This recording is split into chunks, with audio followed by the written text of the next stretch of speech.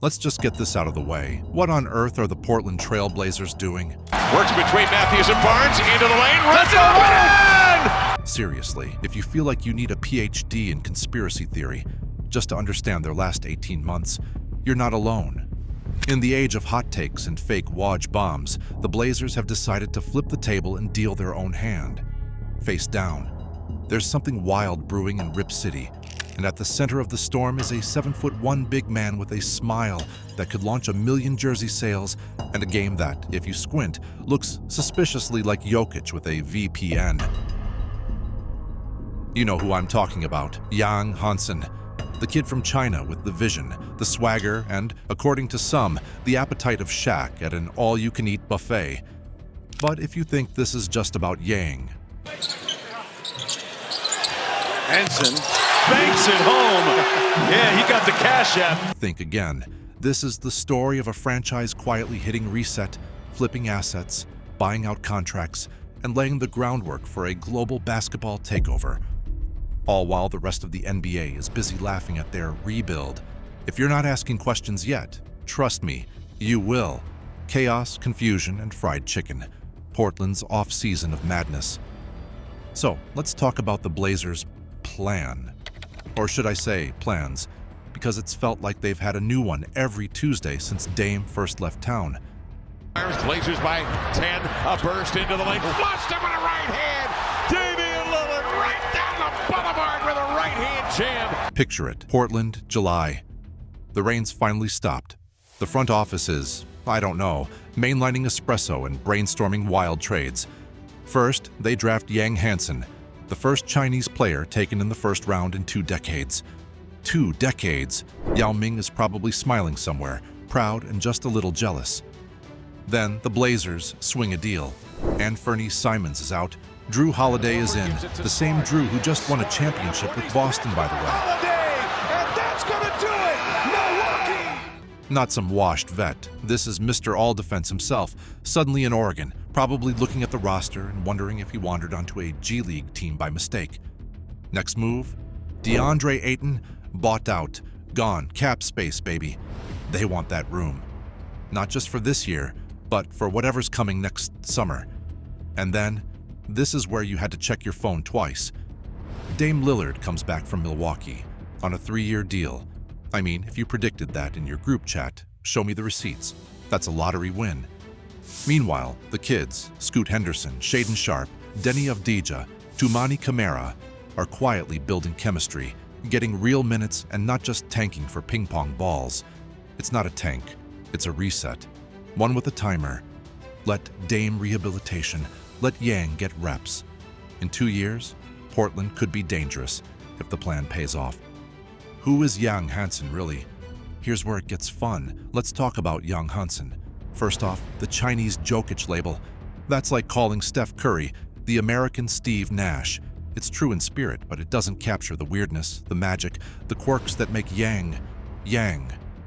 Let's get the basics. He's 20 years old, 7 feet 1 inch, hands like dinner plates and court vision that makes opposing guards want to take up chess instead. But that's just the start. Draft night. Nice cut by Carter and the layup. You probably saw the clip. Yang chilling in the green room, eating fried chicken, convinced he might fall out of the first round entirely. Adam Silver calls his name. Yang finishes chewing, wipes his hands, grins and shakes Silver's hand. Chicken grease and all. Portland fans immediately order his jersey. Chinese fans, they lose their minds. And that's the thing. Yang didn't just join the NBA. He brought a nation with him. We're talking 1.4 billion people. The first time he touched the floor in Summer League, 5.2 million people in China tuned in. To put it in perspective, that's more than watched the last Oscars. That's more than most NBA playoff games, and it's a meaningless July scrimmage.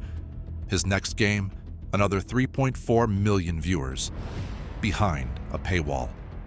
Tencent, the Chinese media giant, is making a 10-part documentary about his rookie year. If you're the Blazers, you don't just have a player, you have an international gold rush. And let's not gloss over his personality. He's funny. He's got meme potential. He goes on Chinese social media, answers fan questions, talks about how his hobbies are sleep, PS5 and eating, and then drops a triple-double on the Shanghai Sharks. Portland's never had a player this marketable, not even Dame at his peak. The comparison game: is Yang just another Jokic? Okay, everyone's talking about the Jokic comparison. It makes sense. Tall, slow-footed, passes like a point guard, sees angles no one else does. But here's the kicker: Yang might already be a better defender than Jokic was at 20. Last year in the CBA, he led the league in blocks, not just tips or help side stuff. He's out there swatting grown men, eating their layups for breakfast. Summer League, he's boxing out, talking trash, rotating like a young KG, and setting screens that actually make defenders think. His instincts? Unreal. You can't teach timing, and Yang's got it. And that means if he ever puts on 15 pounds and masters NBA coverages, watch out. He could be the guy who finally gives us a big man who can both run your offense and protect the rim. That's rare. That's almost unfair. And for Portland, that's the magic sauce. You put a pass-first big with that much defensive upside next to a slasher like Scoot Henderson, a shooter like Dame Lillard, you get headaches just thinking about the possibilities. How does this all fit together?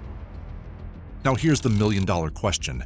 How do you put all these weird, brilliant pieces together? Think about it. Scoot is a downhill terror.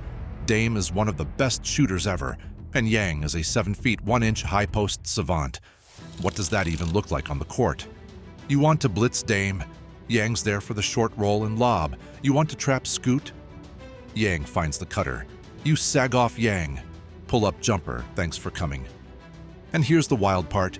He doesn't need the ball. He doesn't need 20 shots. He doesn't need touches to stay happy.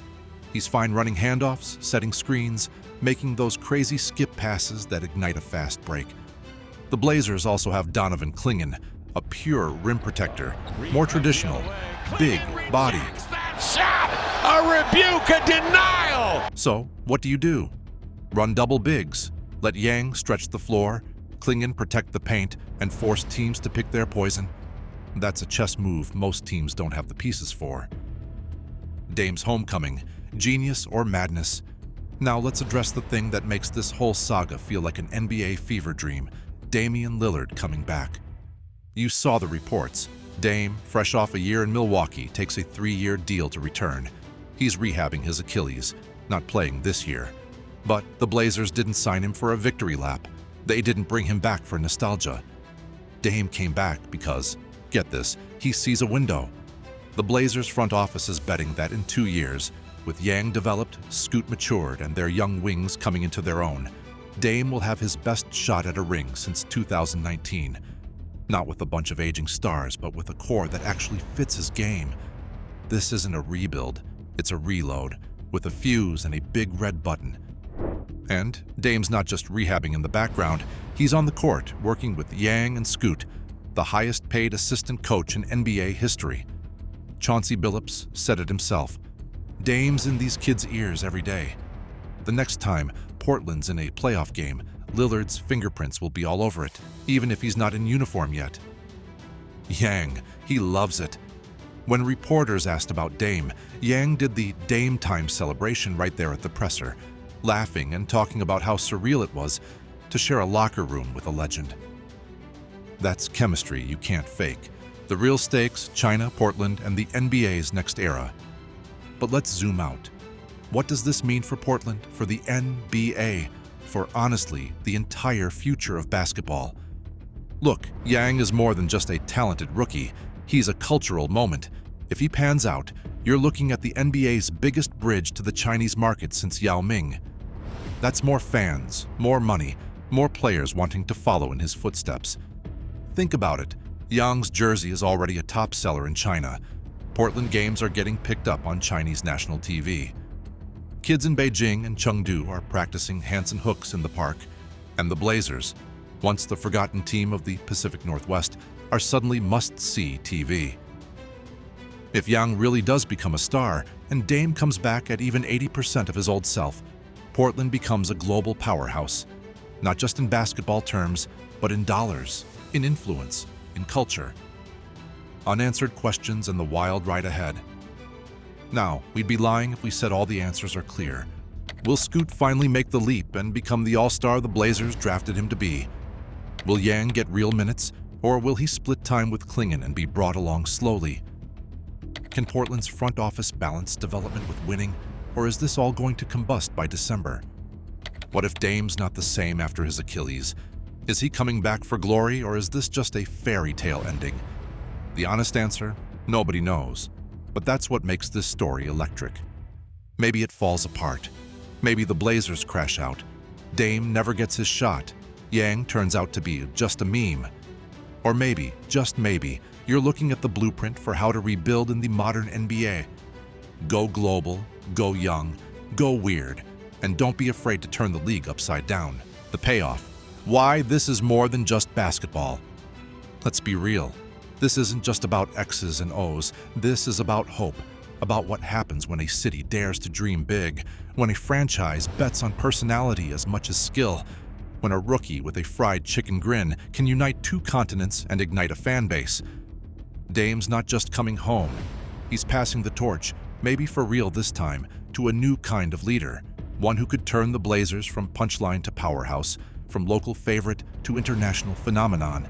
If Yang succeeds, the doors are blown open for the next wave of Chinese talent. Portland becomes a pipeline, not just a team. And Dame, he gets his final chapter, written alongside a group of kids who grew up watching him drain buzzer beaters, who now get to chase history with him. The final word.